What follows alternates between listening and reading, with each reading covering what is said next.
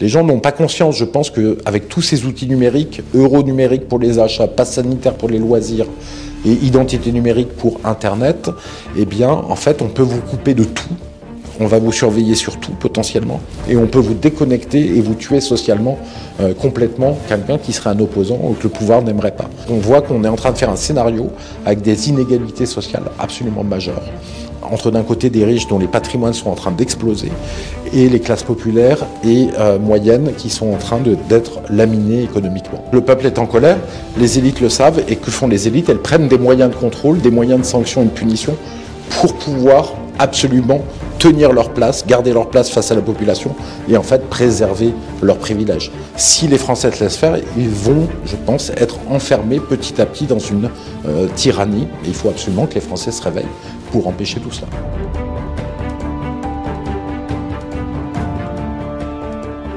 Bonjour Philippe Murer. Bonjour à vous, bonjour à tous les téléspectateurs. Merci d'avoir accepté notre invitation. Alors vous êtes économiste, notamment spécialiste de l'environnement, de l'énergie. Vous êtes aussi souverainiste. Vous avez écrit 2 ouvrages, notamment « Comment réaliser la transition écologique, un défi passionnant » publié aux éditions Jean-Cyril Godefroy en 2020, et aussi « La transition énergétique, une énergie moins chère, 1 million d'emplois créés » publié chez Fayard en 2014. J'en avais écrit un autre avec Jacques Sapir qui s'appelle « Scénarii de sortie de l'euro » pour la fondation de Jean-Pierre Chevènement, Res Publica, je crois que c'était en 2013. Alors vous avez aussi participé ces derniers mois à de nombreuses manifestations contre le pass sanitaire, notamment celle organisée par le président des Patriotes, Florian Philippot. Alors ce dispositif du pass sanitaire pourrait être prolongé au-delà du 15 novembre. Il y a quelques mois, le député européen François-Xavier Bellamy parlait d'un défi de civilisation, d'une rupture historique pour notre société. Alors, quels sont pour vous les enjeux de société, justement, de ce pass sanitaire? C'est un outil de surveillance aussi. C'est un outil de surveillance de la population qui est mis en place. Alors, ça permet de surveiller tous nos loisirs avec des QR codes, avec un système numérique. Et c'est aussi pour, je pense, habituer les Français à être surveillés, habitués. Et d'ailleurs, vous expliquez qu'il y a une prolongation du pass sanitaire, mais il y a même une députée LREM qui veut aller plus loin, qui dit qu'en fait, il pourrait passer dans le droit commun. C'est-à-dire comme le permis de conduire ou les certificats de vaccination. Donc ça voudrait dire qu'il serait perpétuel, ça serait un outil de surveillance perpétuelle. Donc on voit cet enjeu de privation de liberté, de surveillance, qui n'est pas du tout le cadre de la société française à travers les siècles. Alors est-ce que pour vous, finalement, le gouvernement a ouvert une boîte de Pandore avec ce pass sanitaire? Est-ce que ça pourrait être un premier pas vers un système de crédit social comme ça se fait en Chine, par exemple? Vous avez tout à fait raison. En fait, ça rappelle le crédit social chinois, puisque c'est les mêmes principes, surveiller et puis noter et récompenser, ou plutôt punir d'ailleurs. Et donc, ça commence à ressembler à cela, effectivement, le pass sanitaire. Pourquoi? Le crédit social chinois, c'est donc une surveillance du monde physique avec des caméras de surveillance et de l'intelligence artificielle par le pouvoir chinois, une surveillance totale d'Internet et de ce que font les gens sur Internet. À partir de cela, le pouvoir chinois donne des notes aux citoyens, plus ou moins bonnes selon qu'il obéit bien au gouvernement. Et derrière, vous pouvez être interdit de voyager, comme avec le pass sanitaire, en train ou en avion, avoir des difficultés pour acheter un bien immobilier ou être interdit de cela, avoir des difficultés pour trouver un travail. Et donc, ça va même encore plus loin, puisque les personnes les plus mal notées, quand un correspondant les appelle, il y a un message du gouvernement qui dit « Attention, vous parlez avec quelqu'un de très mal noté ». Donc on voit que ça va très très loin, puisque c'est un système totalitaire qui ressemble au monde d'Orwell de 1984, absolument effrayant, quoi. C'est une dystopie. Et le gouvernement français, malheureusement, donne l'impression d'avancer sur ce chemin-là avec le pass sanitaire. Alors vous pourriez dire, les spectateurs pourraient dire, mais c'est juste pour la pandémie, bon allez, c'est juste le pass sanitaire, ils vont peut-être le prolonger. Oui, mais savent qu'on a des indices, en fait, que ça va plus loin que cela, malheureusement. Notamment, j'incite tous les internautes qui se posent la question à aller regarder, par exemple, le rapport du Sénat sur les futures épidémies de juin 2021. En fait, ce rapport est glaçant, puisque les sénateurs parlent tranquillement de mesures possibles à prendre en cas d'épidémie. C'est toujours surveiller et punir, mais là, ça serait mettre un collier au cou des salariés pour pas qu'ils se rapprochent de plus d'1 mètre d'un autre salarié. Ça pourrait être aussi un bracelet électronique Donc comme pour les prisonniers, pour que les malades puissent pas se déplacer hors de chez eux. Ça serait les voitures qui seraient scannées, les plaques d'immatriculation scannées par des radars pour vous empêcher de vous déplacer si vous ne le pouvez pas et vous mettre une amende automatique. Contrôler vos fréquentations. Donc on voit que, et même le mot du Crédit social chinois est prononcé, donc on voit que dans leur esprit, c'est quelque chose de tout à fait possible et c'est effrayant. Et le pire, c'est encore le compte-rendu du Sénat sur le Crédit social chinois. Il y a une étude qui est faite, il y a une enseignante française à l'Université de Chine qui présente ça devant l'ensemble du Sénat. Et derrière, les sénateurs réagissent. Alors, les sénateurs, on aurait imaginé qu'ils disent « mais c'est affreux, c'est un monde dystopique, totalitaire, une privation de liberté ». Nous, ils réagissent avec beaucoup de complaisance en disant « c'est intéressant, votre rapport, on est content que vous nous l'ayez présenté, pourquoi pas ?» Puis il y en a un qui dit le mot de la fin, qui est M. Hugonnet des Républicains, un sénateur des Républicains, qui dit « de toute manière, la France y arrivera au crédit social ». Et la raison, c'est parce qu'on n'arrive plus à tenir la population.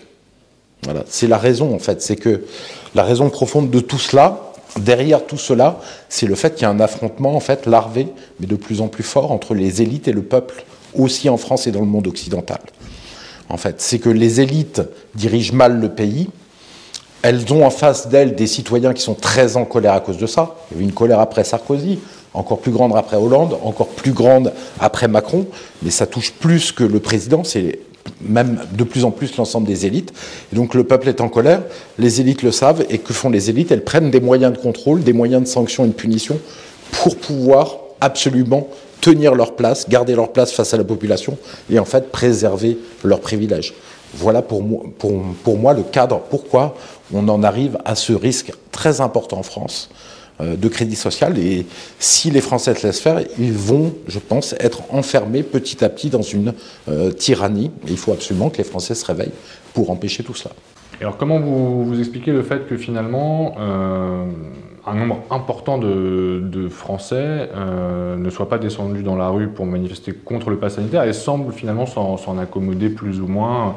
Il y a une partie qui comprend tous ces enjeux, puis une autre partie aussi qui voit qu'il y a un problème et qui ne va pas se déplacer, qui a perdu un peu l'habitude de lutter, donc il faut qu'il retrouve l'habitude de lutter. Je pense que les gens ne se rendent pas compte de tout ce qui est en train de se mettre en place. Ils ne le voient pas, ou quand ils le voient, certains aussi préfèrent se cacher les yeux parce que c'est trop dur.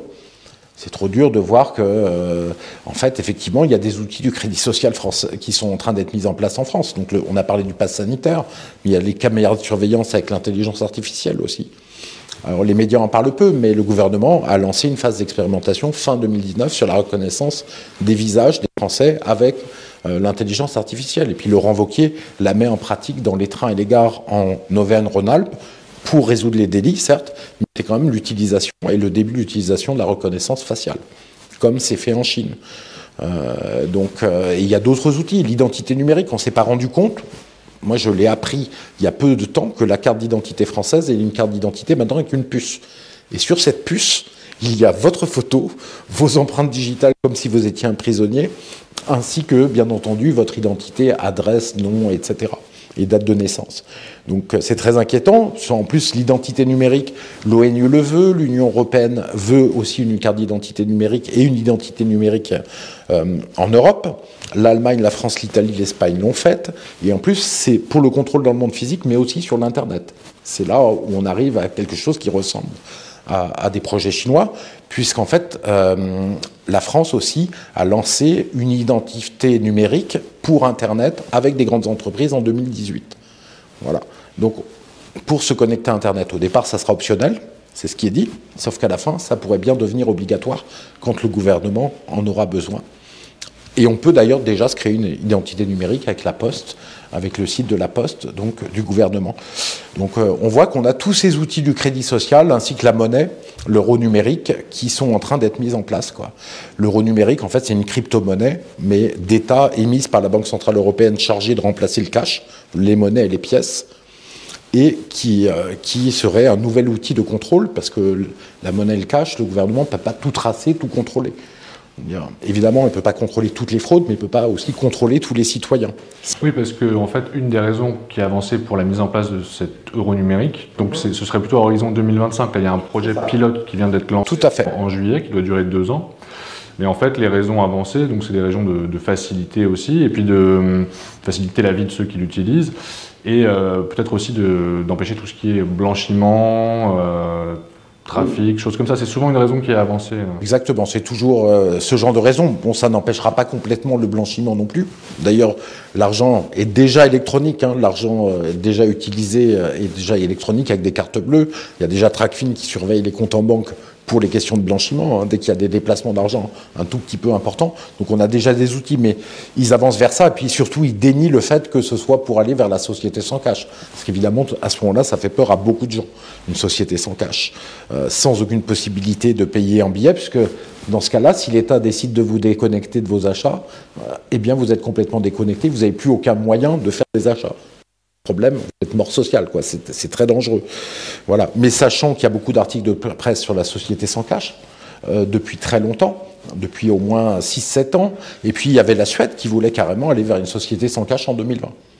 La Suède a arrêté cela parce que l'expérience, parce qu'en fait, effectivement, les gens n'utilisaient plus beaucoup de cash, mais il y avait un tel mouvement de résistance de fond à la société sans cash qu'ils ont arrêté cette expérience.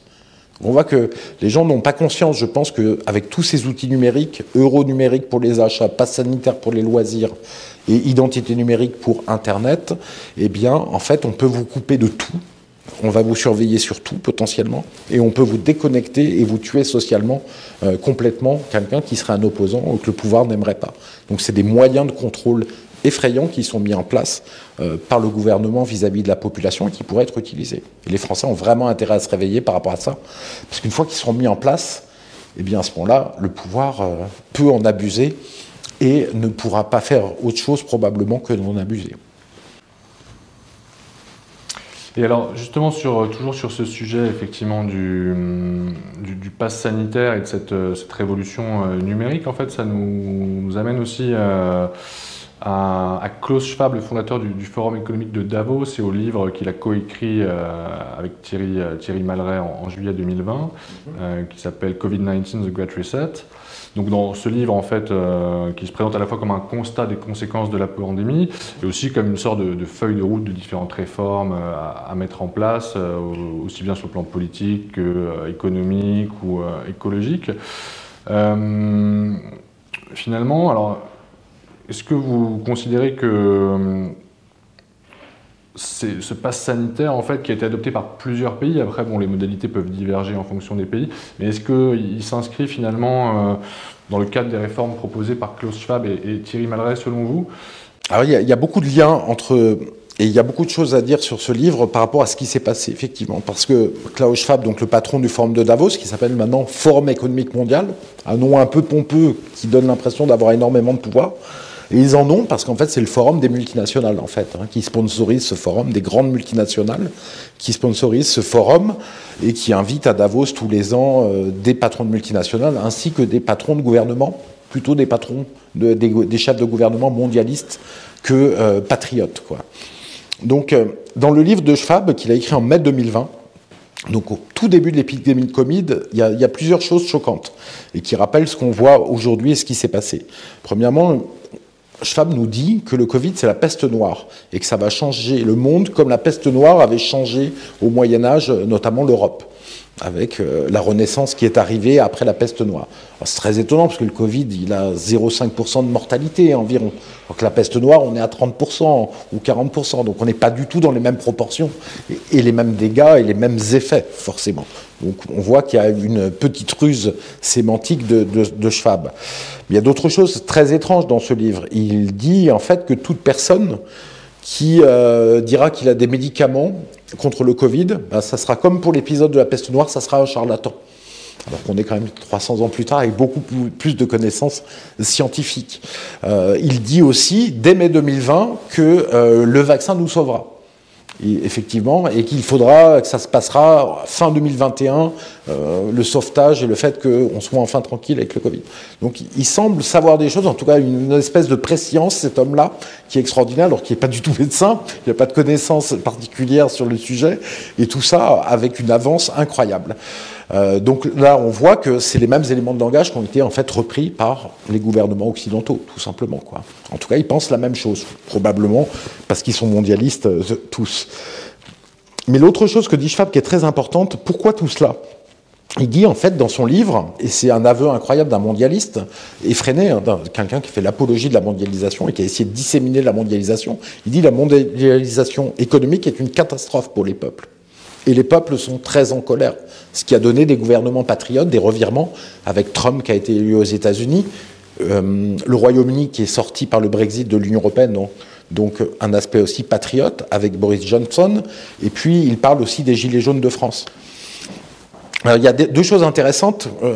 C'est première chose, il dit bon, les luttes sociales, il n'en parle pas trop. Ça, c'est pas intéressant, alors que les peuples sont en colère là-dessus. Mais il dit faut travailler sur les luttes pour les LGBT et les Black Lives Matter. Ça, c'est des luttes intéressantes.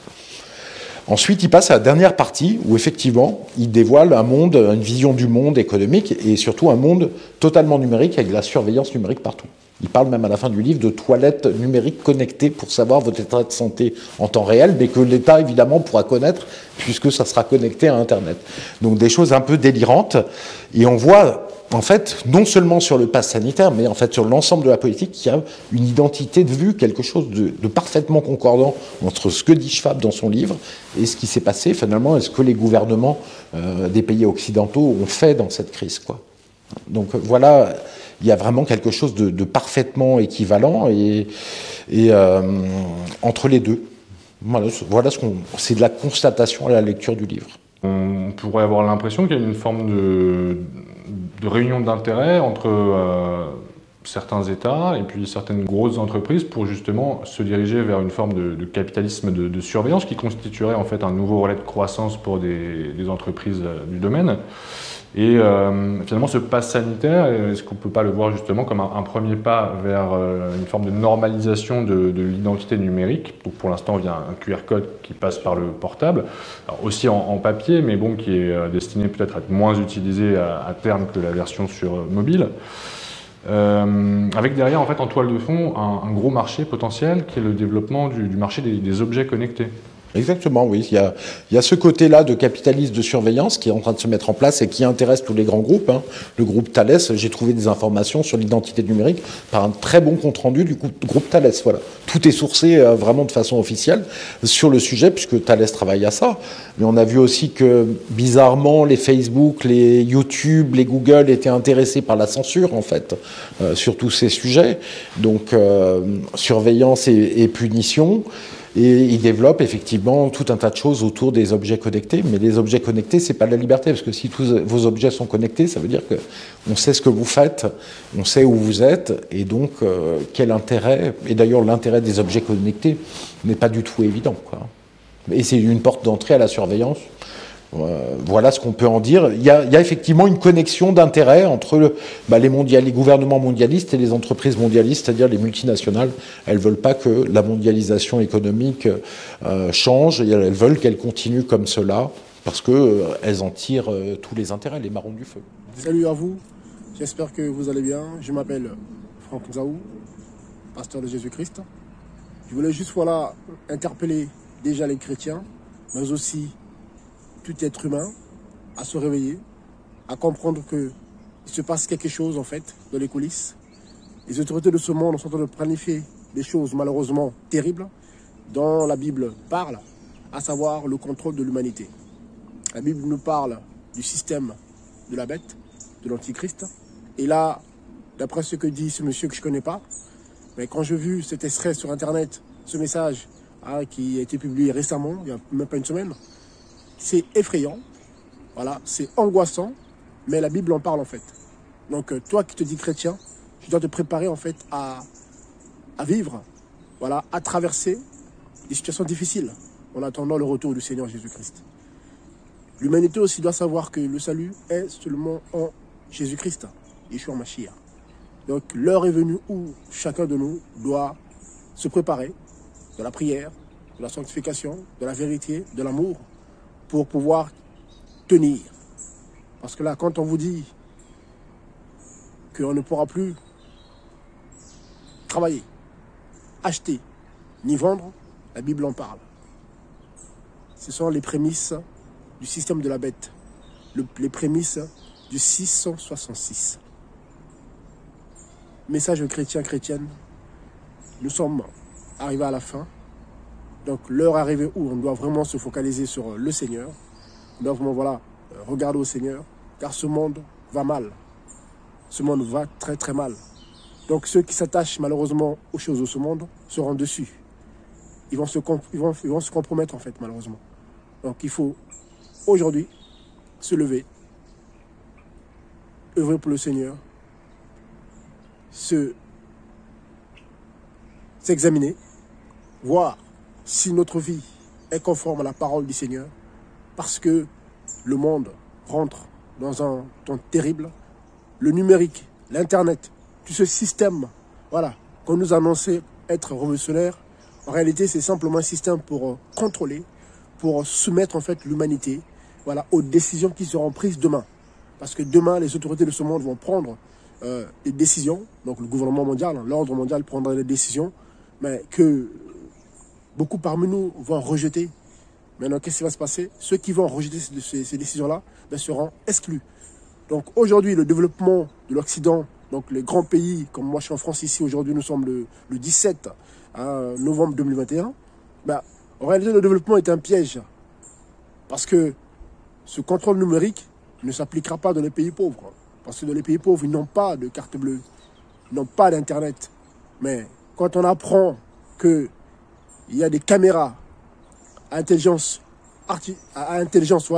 artificielle qui reconnaissent les visages, quand on apprend que les pièces d'identité, les cartes d'aujourd'hui qui sont en train de sortir depuis quelques mois, ont une puce, quand on apprend que le pass sanitaire servira à autre chose, je vous assure que l'avenir de l'humanité, surtout des pays riches, s'annonce compliqué. Parce que l'idée, c'est vraiment de soumettre en fait les humains à des décisions à venir que beaucoup ne vont pas accepter. En fait, ça sera une forme d'esclavage. Beaucoup vont rejeter cela, mais ça sera au prix de quoi? De l'exclusion. Donc tu n'auras plus droit aux prestations, tu n'auras plus droit à ton compte parce que tout sera numérisé. Et que votre compte bancaire sera numérique. Donc même le billet de banque n'existera plus. L'argent, monnaie, papier n'existera plus. Et que tout sera en ligne. Donc il suffit d'appuyer sur un bouton pour vous détruire en fait, pour vous exclure du système. Et quand ça va arriver, il y aura beaucoup de suicides, il y aura beaucoup de compromissions, beaucoup de chrétiennes qui aiment la vérité vont se compromettre parce que malheureusement, ils s'étaient attachés aux choses du monde, au bien de ce monde. En tout cas, réveillons-nous là où nous sommes, là où tu es chrétienne, réveille-toi. Et toi qui n'es pas encore en Christ, s'il te plaît, tourne-toi au Seigneur, répands-toi, donne ta vie à Jésus-Christ, car le Mashiach t'aime beaucoup. Jésus-Christ l'a dit en Matthieu 11 là-bas, venez à moi. Et le royaume du Seigneur, la paix du Seigneur, c'est d'abord sa présence, son amour, et bien sûr aussi la vie éternelle, le paradis. Donc je vous en supplie, toi qui m'écoutes, si tu n'es pas chrétien, je t'en prie, donne ta vie au Seigneur. Tourne-toi à Jésus-Christ, ouvre-lui ton cœur, parle là où tu es, Seigneur Jésus-Christ, s'il te plaît, parle-moi si tu existes, visite-moi s'il te plaît, car je veux te connaître. Et le Seigneur va te visiter et il va te parler dans ton cœur. Tu verras, tu vas vivre des choses extraordinaires. Ce n'est pas pour nous attacher à ce monde en fait, c'est pas ça l'idée. Jésus-Christ, ce qu'il veut, c'est que nos âmes soient sauvées. Il est venu à la croix, il est mort à la croix pour nous, il est ressuscité le troisième jour, c'est pour que nos âmes puissent hériter de la vie éternelle. En tout cas, j'espère que ce message vous a interpellé. Donc, réveillons-nous en tout cas tous, levons-nous et accrochons-nous au Seigneur parce que les temps difficiles arrivent et on a déjà un pied dedans. Que cela vous garde. Soyez bénis.